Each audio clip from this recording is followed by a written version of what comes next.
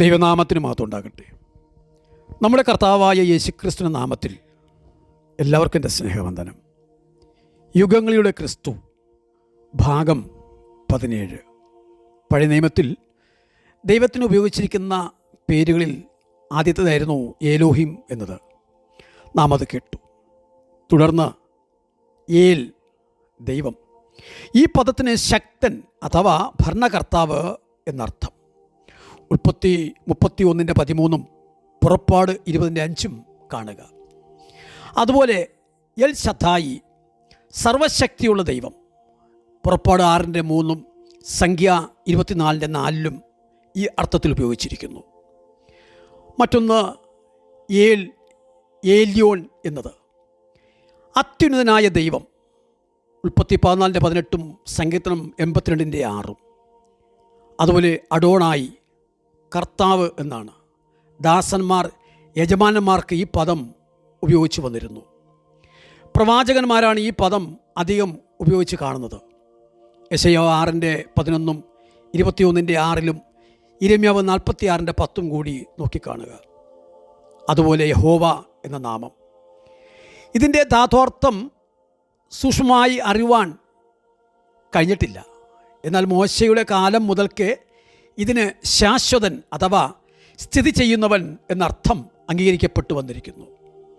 ദൈവനാമങ്ങളിൽ അതിവിശിഷ്ടമായുള്ളത് ഇതാണെന്ന് വിചാരിച്ച് എബ്രായർ വേദപുസ്തകം വായിക്കുമ്പോൾ ഈ പേര് ഉച്ചരിക്കാതെ പകരം അഡോണായി എന്ന് പറയും.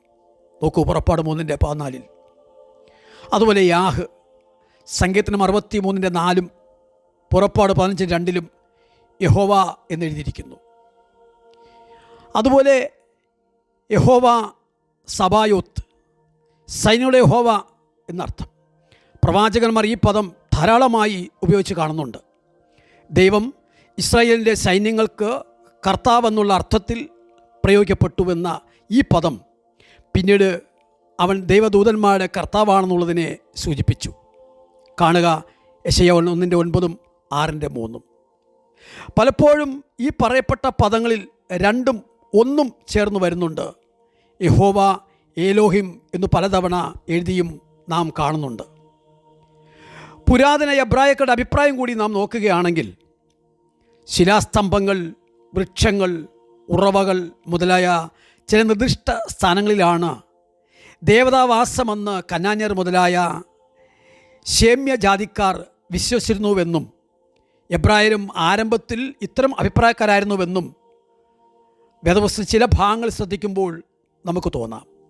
അവരൊന്നാണ് ഉൽപ്പത്തി 12:7 13:18 35:7 യോശുവ 21:26 നാം നോക്കുമ്പോൾ കാണാൻ കഴിയുന്നത്. യഹോവ മാത്രമല്ല, വേറെയും ദേവന്മാരുണ്ടെന്ന് എബ്രായർ വിചാരിച്ചു വന്നിരുന്നു.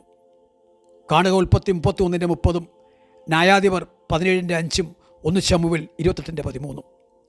പലപ്പോഴും ഈ അന്യദേവന്മാരുടെ ദയ ലഭിക്കുന്നതിനായിട്ട് എബ്രായർ അവരെ ആരാധിച്ചിട്ടുമുണ്ട്.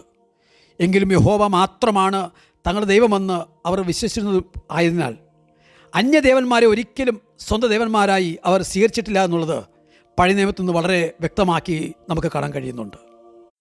മോശയ്ക്ക് ശേഷമുള്ള അഭിപ്രായം നോക്കുകയാണെങ്കിൽ ഇസ്രായേല്യർ ബാൽ, അസ്തരോത്ത് മുതലായ ദേവതകളെ ചിലപ്പോൾ ആരാധിച്ചുവെങ്കിലും യഹോവയാണ് ഇസ്രായേലിൻ്റെ ദൈവമെന്നും അവൻ സർവ്വദേവന്മാരിലും വെച്ച് ശ്രേഷ്ഠനാണെന്നും അവൻ്റെ ജനങ്ങൾ അവനെ മാത്രം ആരാധിക്കണമെന്നും അവൻ അവരോട് നിയമം ചെയ്തിട്ടുണ്ട് എന്നുള്ള മോശയുടെ ഉപദേശാനുസരണം അവർ കാലക്രമത്തിൽ അന്യദേവന്മാരെ ഉപേക്ഷിച്ചു.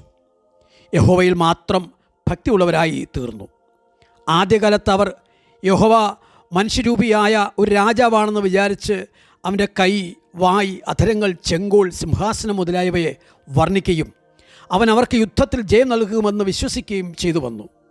എന്നാൽ പ്രവാചകന്മാരുടെ അഭിപ്രായത്തിലേക്ക് വരുമ്പോൾ പ്രവാചകന്മാർ യഹോവയെ ആധ്യാത്മിക ദൃഷ്ട്യാ ചിന്തിച്ചു, സർവ്വ വിഗ്രഹാരാധനയെയും ഖണ്ഡിച്ചു.